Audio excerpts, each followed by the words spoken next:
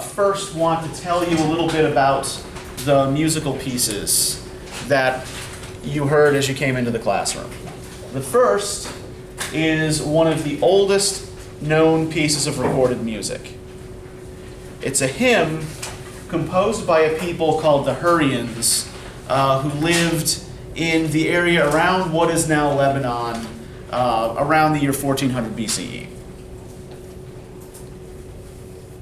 So it's a piece of music that comes from the same general part of the world and roughly the same era as the version of the Gilgamesh epic that we're reading.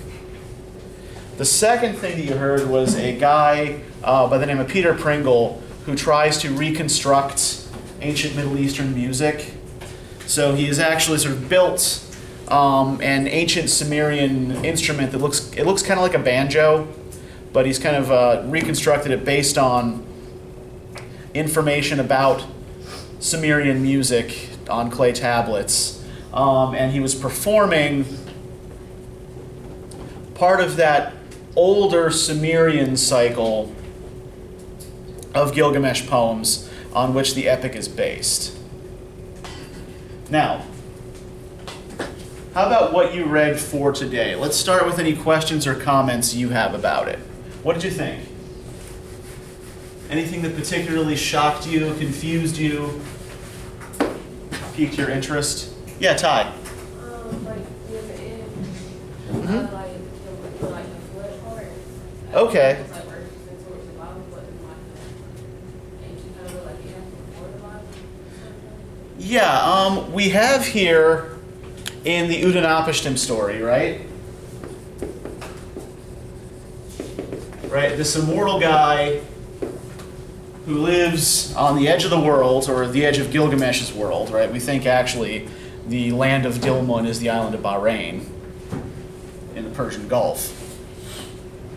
Amish Tim is in many ways very, very similar to the biblical Noah.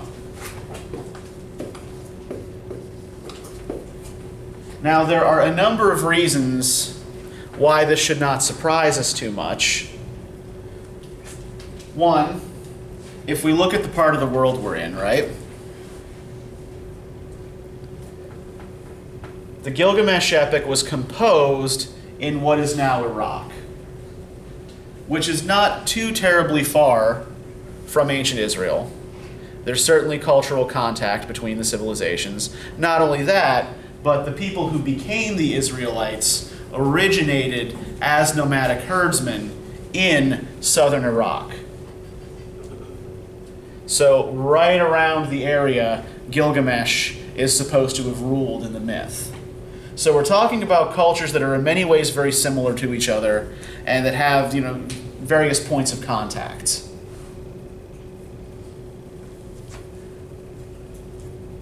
When the Gilgamesh myth was rediscovered in the 1850s by a British archaeologist named Austin Henry Layard, and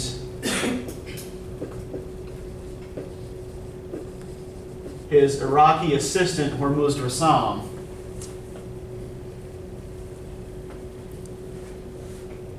it looked just like a bunch of clay tablets with gibberish written on it, right? No one took much interest in it. It lay sitting in the British Museum for about 20 years. Then in the 1870s,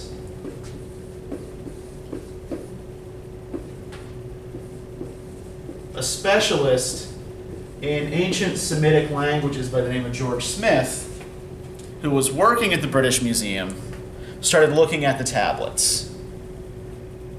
Smith was also a very devout Christian, and so only one thing about the tablets really piqued his interest: this flood story. Now, Smith, reading from a specifically 19th century devout Christian perspective, believed that the flood myth in the Gilgamesh epic thus confirmed the biblical story of Noah. But Smith was making a number of faulty cultural assumptions, right? Does the fact that two stories that come from the same region are quite similar to each other necessarily prove the truth of either? No. He's also completely ignoring the context of the story, right? Bless you. The Utanapishtim story occurs in a very, very different sort of narrative than the book of Genesis is. Right? The Utanapishtim story occurs in a hero tale and occurs at the end of the hero's journey. Now, what is Gilgamesh after when he goes seeking Utanapishtim? What does he want? Immortal life. Yes, he wants eternal life. Right? He has watched his friend Enkidu die. Right? He has paid close attention to the process of decay. If we look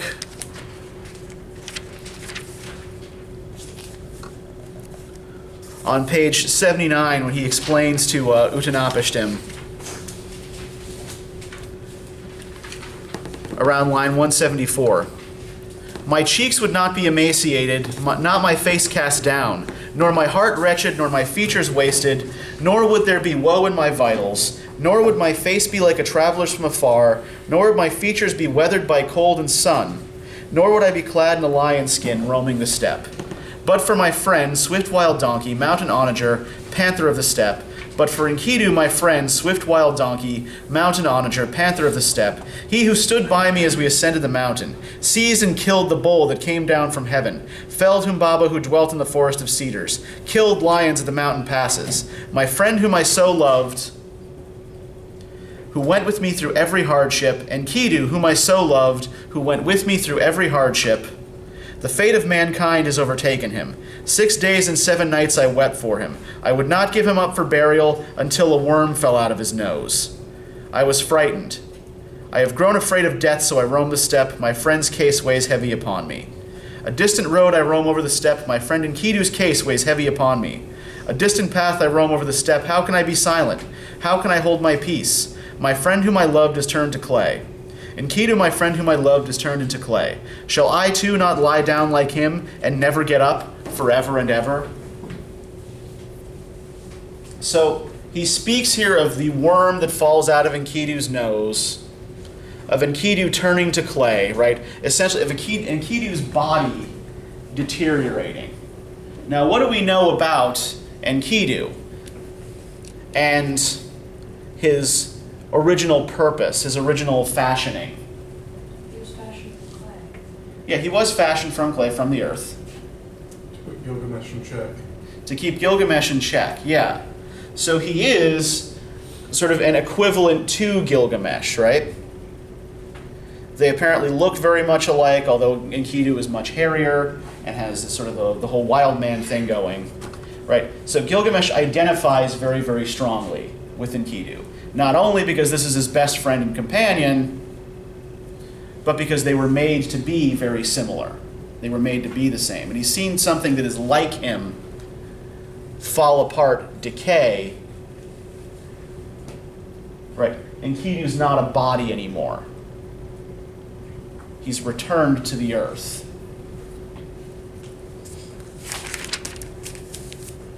And this is terrifying.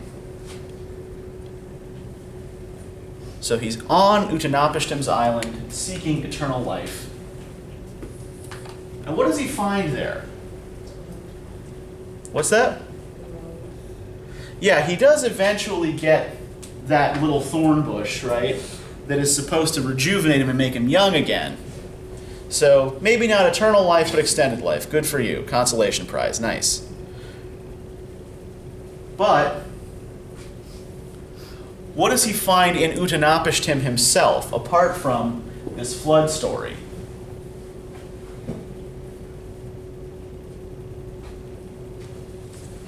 If we look at the beginning of Tablet 11, Gilgamesh, on page 80, Gilgamesh said to him, to Utanapishtim the distant one, As I look upon you, Utnapishtim, your limbs are not different, you are just as I am.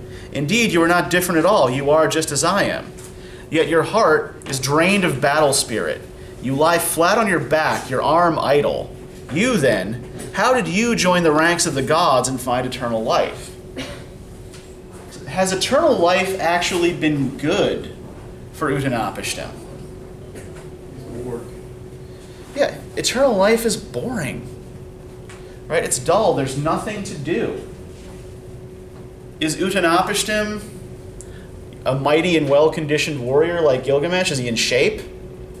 No, he's tired. He's flabby. He's weak, right? Because he doesn't have to do anything. Right? Immortality leads to weakness, boredom, and exactly the kind of deterioration, right, physical deterioration that Gilgamesh seems to fear.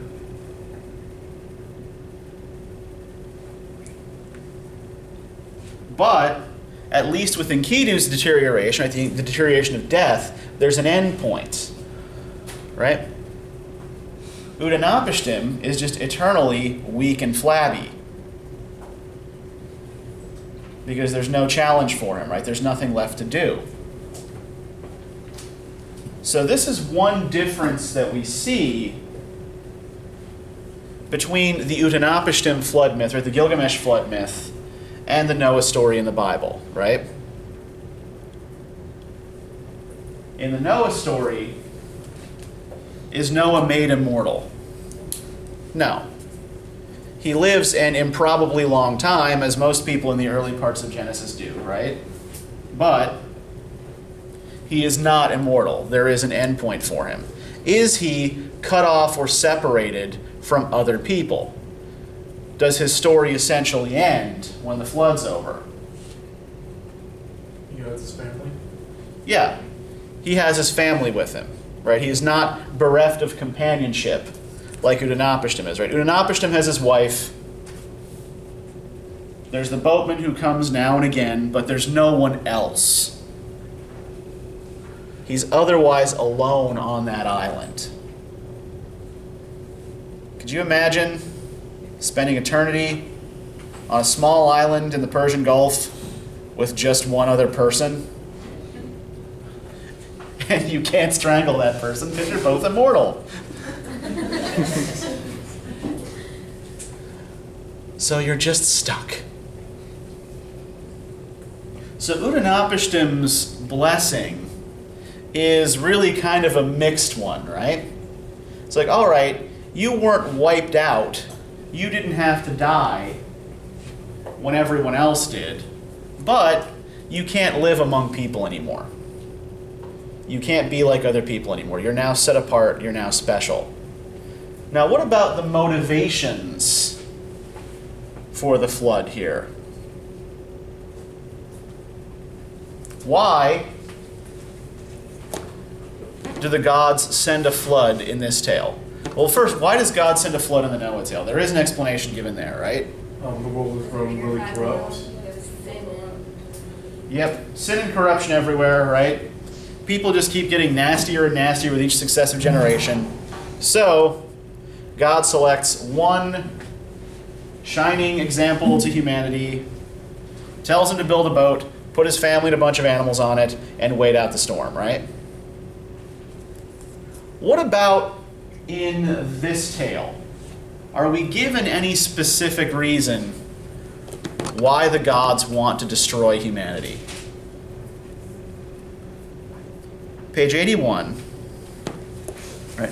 I will reveal to you, O Gilgamesh, a secret matter, and a mystery of the gods I will tell you. The city Shurippak, a city you yourself have knowledge of, which once was set on the bank of the Euphrates, that aforesaid city was ancient, and the gods once were within it. The great gods resolved to send the deluge. Their father Anu was sworn, the counselor the valiant Enlil, their throne bearer Ninurta, their canal officer Enlil. Their leader Ea was sworn with them. Okay, sworn to destroy the earth with a flood, right? Why? Because they felt like it. Yeah. They felt like it. And indeed, we see at the end of the flood story here, right, that a lot of them regret it. That this is just a sort of hasty action. Part of this can be explained by the fact that, the ancient Mesopotamian gods are in a lot of ways more human-like than the god of Genesis is. Right? They have the same passions and drives as human beings. And does anybody remember what I told you about the human relationship with the divine last time in sort of Mesopotamian culture? Why did human beings worship the gods? They worship the gods leave them alone. Yeah. All right, and Lil, we are giving you our finest grains and the thigh bones of these, these fat oxen, so that you please don't destroy us, right? That was the basic idea, right?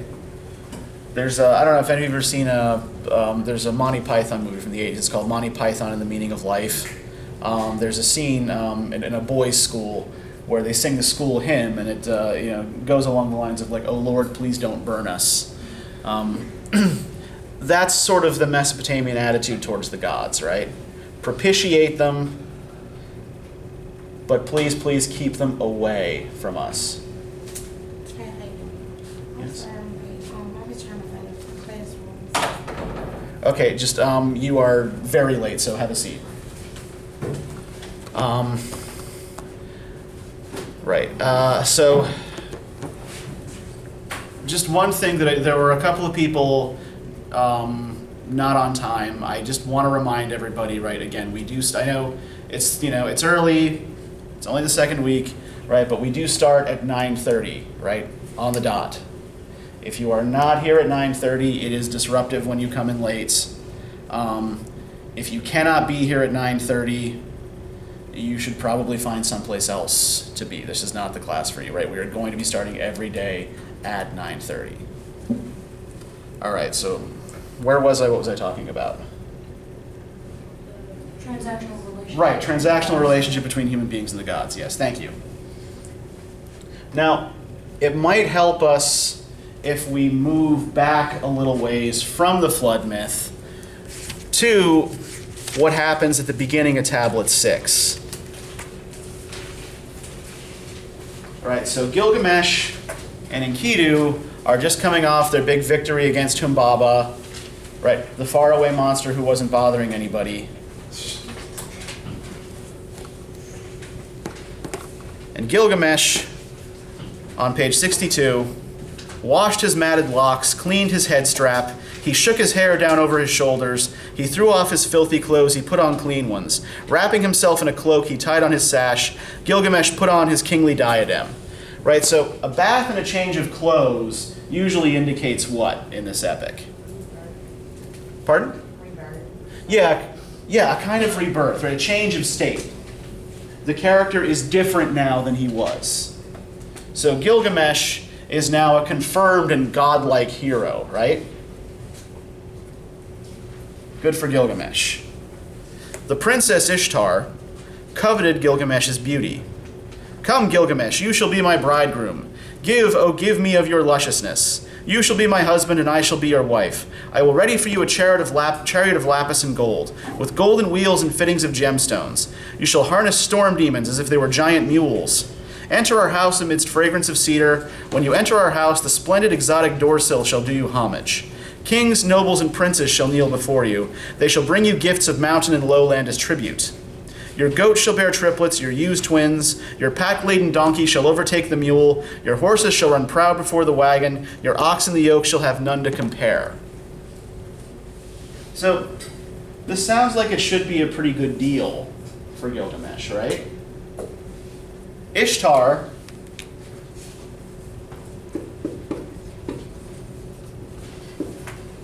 is the goddess of war,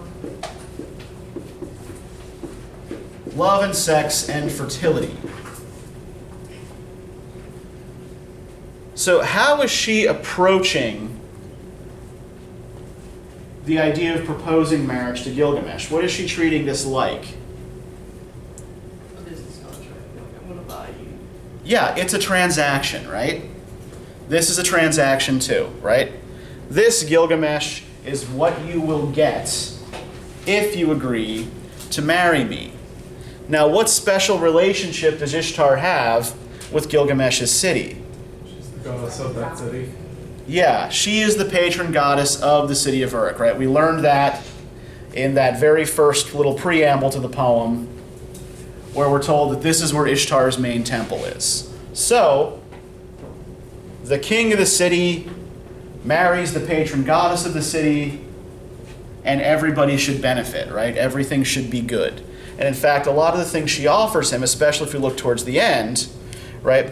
Your goat shall bear triplets, your ewes twins, your pack-laden donkey shall overtake the mule, your horses shall run proud before the wagon, your ox and the yoke shall have none to compare. A lot of this, you and your people will have success in war and will be much, you and your animals and your land will be more fertile, right? So not just Gilgamesh will benefit, the city of Uruk will benefit if the king marries the sovereignty goddess.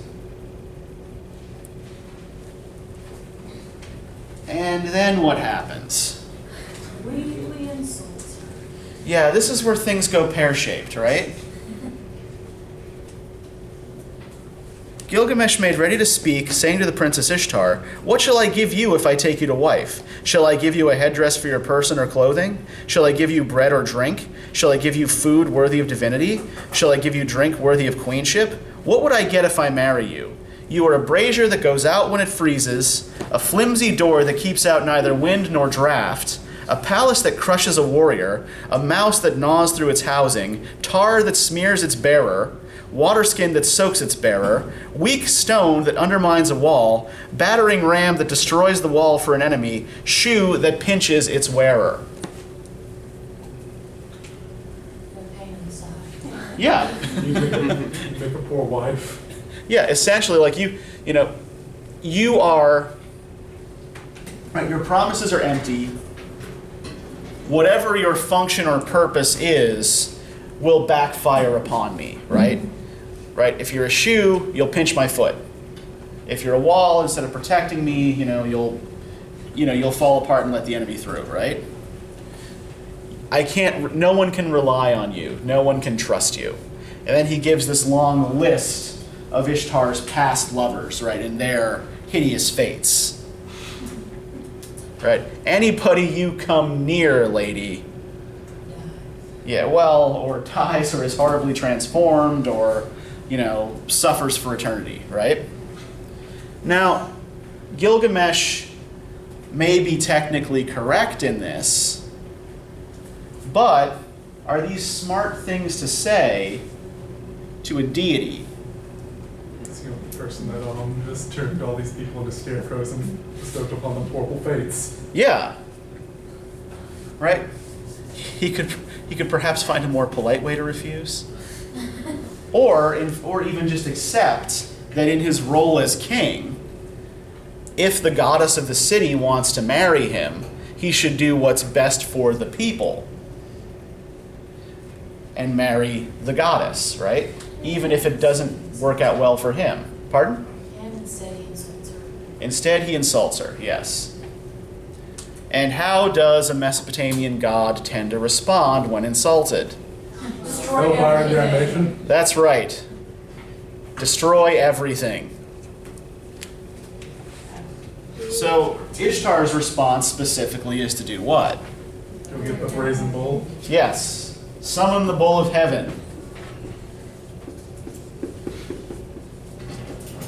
And let the bull of heaven run wild and kill people and destroy property. Now, why is it significant that her chosen creature, her chosen instrument is a bull? Wasn't Gilgamesh's mother the cow god? Yeah, Gilgamesh's mother is Ninsun, the wild cow. And what is Gilgamesh himself referred to as when first described? Bull. Yeah. Page 39, right? In the enclosure of Uruk, he strode back and forth, lording it like a wild bull, his head thrust high. So the bull of heaven is really kind of a double for Gilgamesh, much as Enkidu is. And the bull doesn't really behave much differently than Gilgamesh used to before Enkidu started distracting him, right? The bull goes around just causing wanton destruction wherever it goes, much as Gilgamesh did. So they kill the bull, they further insult Ishtar, right? And this is why Enkidu has to die. Right, so Enkidu here becomes a kind of stand-in for his friend, right? It's like, well, they both did it, but if one of them has to die, let it be Enkidu.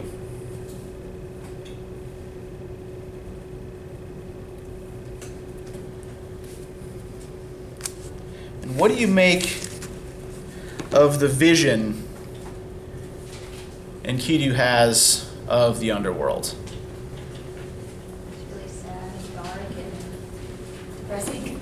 Okay, what did you find depressing about it, Sarah? What's depressing about it? He said that it's like shadows and basically there's nothing. There are unusual creatures. After you die. Uh-huh. It's like the shadows on the wall of the cave. Yeah. Mm-hmm. Like the dark, no light. Yep, no light. What do you eat? Right. You eat nothing but clay. Right? These bird-like souls feathered, flitting around underground. Right, page 69. Holding me fast, he took me down to the house of shadows, the dwelling of hell, to the house whence none who enters comes forth, on the road from which there is no way back, to the house whose dwellers are deprived of light, where dust is their fare and their food is clay. They are dressed like birds in feather garments. Yea, they shall see no daylight, for they abide in darkness. Dust lies thick on the door and bolts. When I entered that house of dust, I saw crowns in a heap. There dwelt the kings, the crowned heads who once ruled the land, who always set out roast meat for Anu and Enlil, who always set out baked offerings, libated cool water from waterskins. In that house of dust I entered, dwelt high priests and acolytes, dwelt reciters of spells and ecstatics, dwelt the anointers of the great gods, dwelt old King Etana and the god of beasts, dwelt the queen of the netherworld, Ereshkigal. So, does rank matter No. in the underworld? No. Old King Etana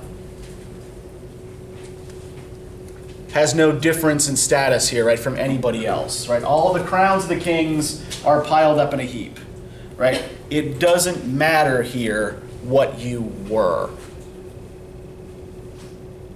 No importance whatsoever. Your mortal life has no effects for the Mesopotamians on your afterlife. Everybody gets the same thing, and it's boring, and it sucks.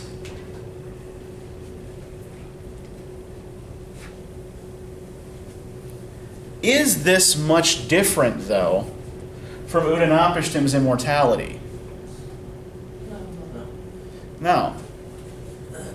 Utnapishtim is basically going through the same sort of thing, right? He just remains physically alive. He remains above ground. He just can't die. Because he's immortal and removed from humankind, he no longer does the things that human beings are supposed to do. He has no reason to.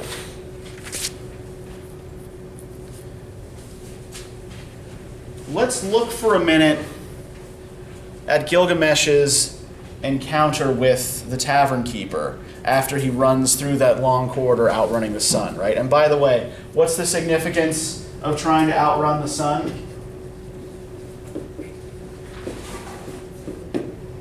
What's that? To make it back, or is this some of time is running out? Yeah, exactly. He's trying to cheat time, right?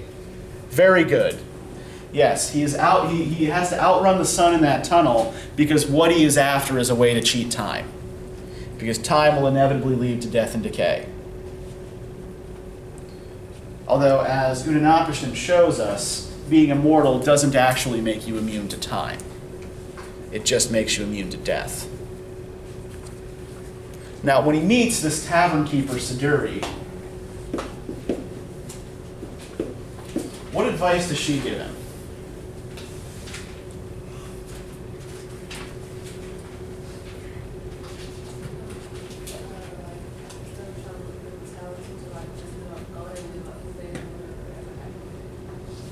Yeah. The quest for immortality is pointless. Human beings aren't meant to live forever. There is joy you can find in your life if you give up this quest.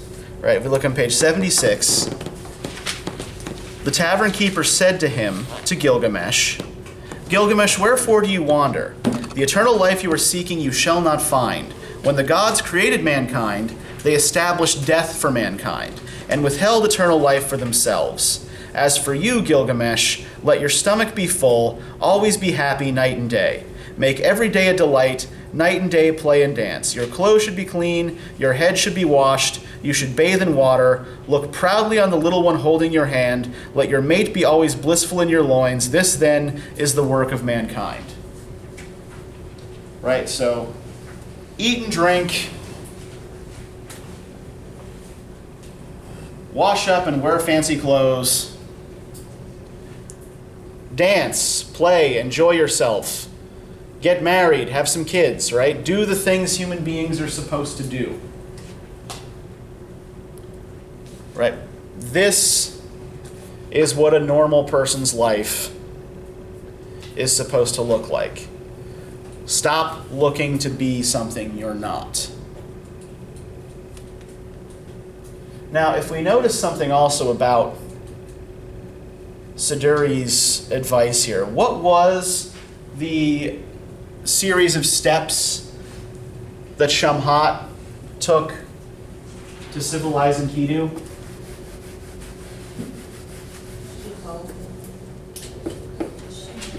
In order, what did she do? Okay, yep. First, right, sex, yes, then? Clothes. Food and drink. And then bath, yep. What's Cideries' advice to Gilgamesh? In what order does this follow? Yeah, eat. Let your stomach be full.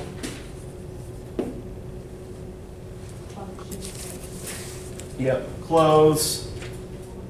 Yep. Clothes, bath. Right? So Cideries' advice almost reverses Shamhat's, right? It's the opposite process. Right? Enkidu was an innocent being brought to civilization. What's Gilgamesh's state at this point? I'm sorry, I can't hear you. Enjoying life before you leave the earth. Well, that's what she's advising him to do, right?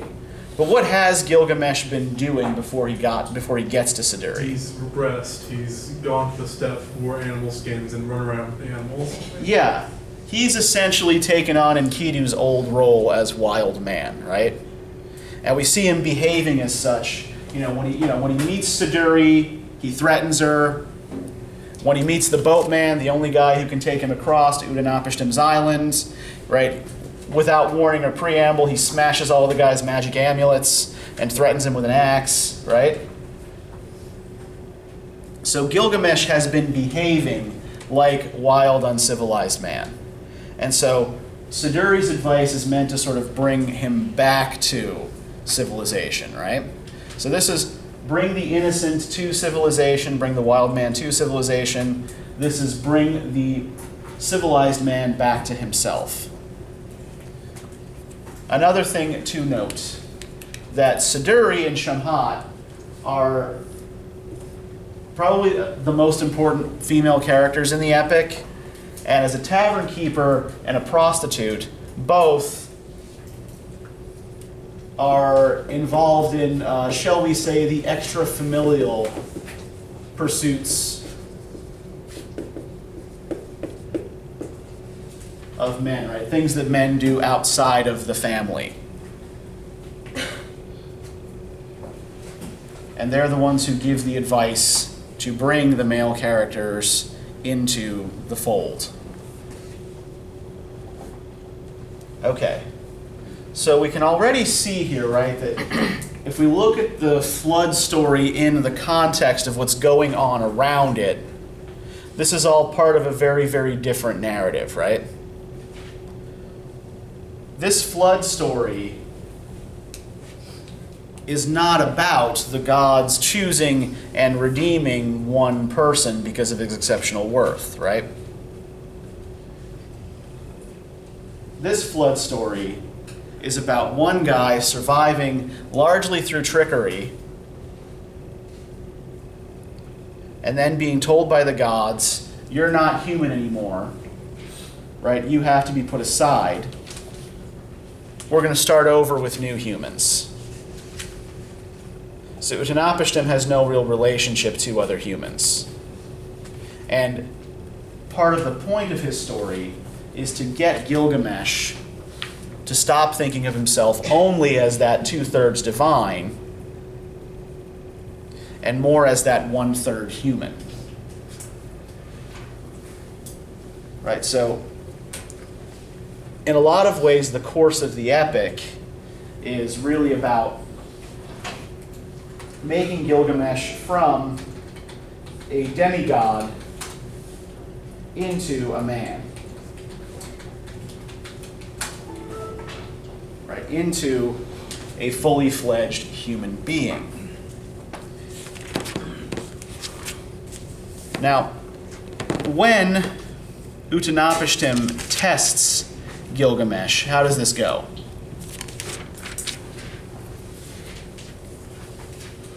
What's the test?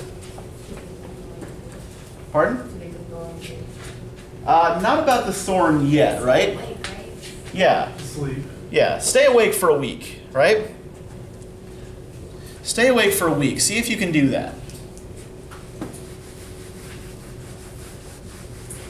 And of course,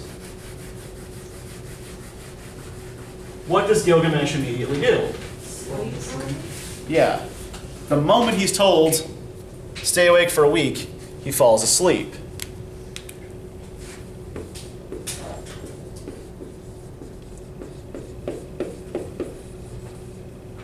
Why does he immediately fall asleep? Or why does it matter that he does? How is wakefulness? Yeah, humans have to sleep for one thing, right? And what state does sleep resemble? Yeah. Yes.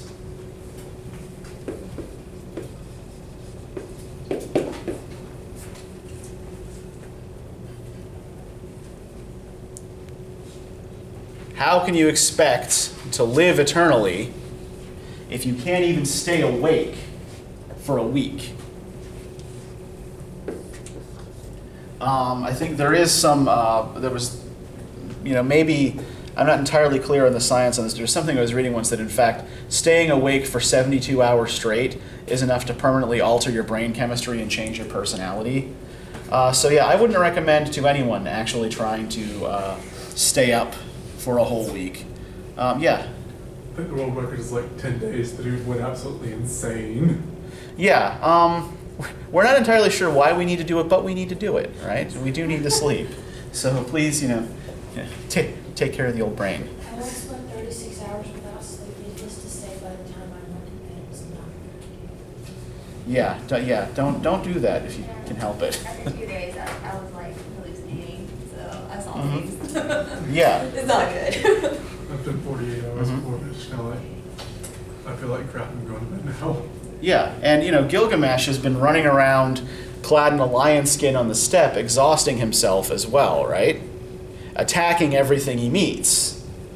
So clearly this guy is probably tired. So, yeah, he can't stay awake. Wakefulness is associated with immortality. Right? Utnapishtim doesn't sleep. Right? He doesn't need to. His body is sort of artificially maintained by magic now, right? But Gilgamesh is still mortal. Gilgamesh needs to sleep. As he sat there on his haunches, sleep was swirling over him like a mist. Utnapishtim said to her, to his wife, "Behold this fellow who seeks eternal life. Sleep swirls over him like a mist." Utnapishtim's wife, taking pity on Gilgamesh, urges her husband to awaken him and let him go home. His wife said to him, to Utnapishtim the distant one, "Do touch him that the man may wake up, that he may return safe on the way whence he came, that through the gate he came forth he may return to his land." Utnapishtim said to her, to his wife, "Since the human race is duplicitous, he'll endeavor to dupe you.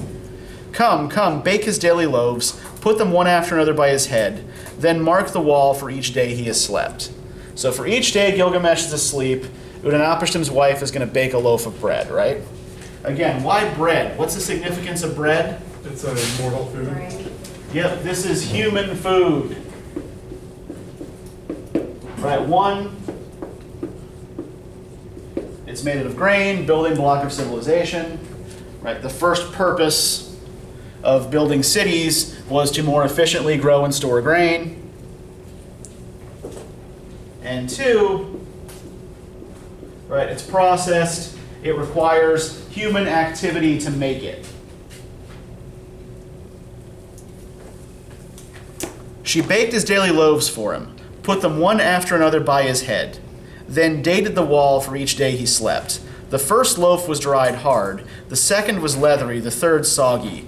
The crust of the fourth turned white, the fifth was gray with mold, the sixth was fresh, the seventh was still on the coals when he touched him. The man woke up. So what's the idea of the daily loaves here in these different states? What is this supposed to demonstrate? What does this resemble? His life, technically, from being. Yeah, if we think about that passage we looked at, in which he was watching Enkidu's body, right? At what point did he acknowledge Enkidu was dead and bury him? When the worm came out of his nose, right? When he saw physical evidence of his friend's body decaying. So this is physical evidence of decay. This is the kind of evidence Gilgamesh seems to understand.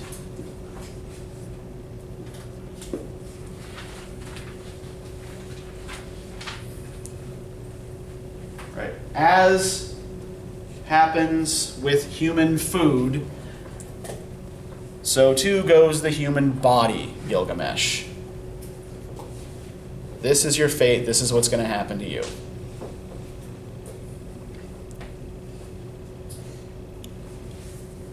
So then Utnapishtim chastises the boatman for bringing this guy here in the first place. Says, okay, you're banned. You can never come back. Page 87.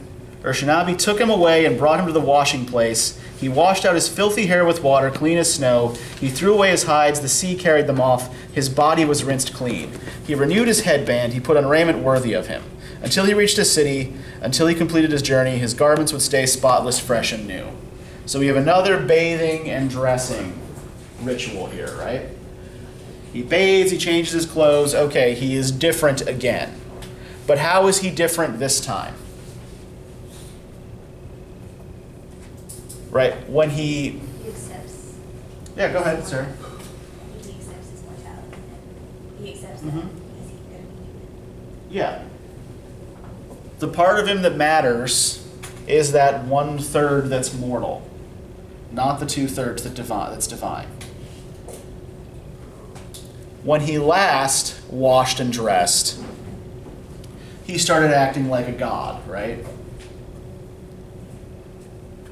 Thinking he was like the gods, he could behave like the gods, he could insult the gods with impunity. Now that his quest for immortality has failed, he washes, he dresses, and he thinks about returning to his city, right? Returning to ordinary mortal life. And the water imagery is significant here for a number of reasons. Right, the idea of washing. First off, if we think back to last week and that Babylonian creation myth, right, the Enuma Elish, what was that sort of primordial substance that existed before anything else? Water. Yep. Everything else is created out of water.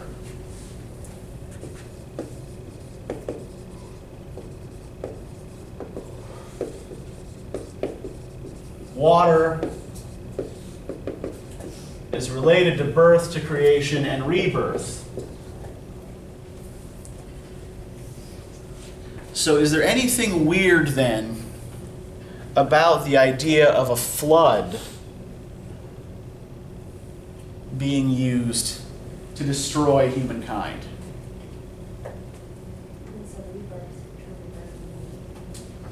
Yeah, you're using the stuff of birth, right, the stuff of creation, to rip apart, to destroy everything you've made, right?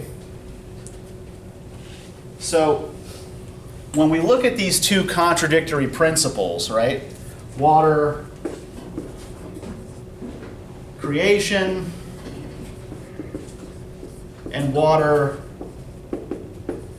destruction, in terms of the theories of myth we've discussed, what does this look like? What do we call this kind of split? Yeah, Claude Lévi-Strauss would call this a binary opposition. And he would argue that one of the things that this myth, that this epic is trying to do is resolve this tension between water as a thing that creates and water as a thing that destroys. And so whenever Gilgamesh or Enkidu bathes, is this just an act of creation? Yeah, it does both at the same time, right? It destroys the old self and creates a new self. And how do we know, by the end of the epic, that Gilgamesh's new self is a fully human self?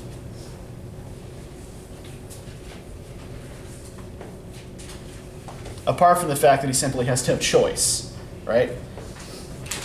He failed to gain immortality. The snake ate the stupid plant that was supposed to rejuvenate him. So now he's just going to age and die like everyone else. What does the epic end with, though?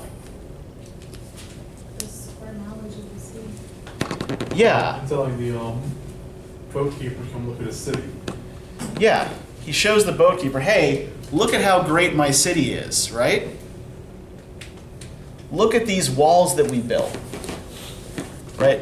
This is pretty amazing, right? So on the one hand, this brings us back to the beginning of the epic and that initial little preamble, right? Where really, the poet is telling us, okay, this is what the epic is really going to be about. Why does he focus on the walls of his city rather than his deeds as the slayer of Humbaba? Because the walls of the city were built by normal men. Mm-hmm. He commanded them to be built, right? Built by ordinary men. And are the walls just about his glory? Yeah, they protect the people. Yeah, the walls are for the good of everybody. The walls are meant to protect the city, to protect everyone in it. So he's not just embracing his role as mortal. What else is he finally embracing? His role as king. Yes. He's been brought around from demigod, hero, and shitty king, right, to normal man and responsible king. Now he cares more about the accomplishments that protect and safeguard his people than his own glory. Okay, so we're about out of time, so we're going to end it there. We're going to be looking at some stories from the early part of Genesis on Monday. I have some reading questions for you there. And one thing that I do just want to note before we get into this. I know that, of course, this is a text that means a lot to a lot of people. We are going to be looking at it as a literary text and cultural document, not as a sacred text, right? I intend to treat it completely respectfully, right? I'm not attacking anyone's faith or anyone's beliefs, but we are going to be looking at this as a document produced by a group of people living in the ancient Near East under particular cultural conditions. We're going to be looking at the literary traditions in which it participates. We're not going to be taking it as a moral example or as a literal historical text. So, as long as you're okay with that, we have the questions here to help you out with it, and I will see you next time. Don't forget to turn in your in-class writings as you leave.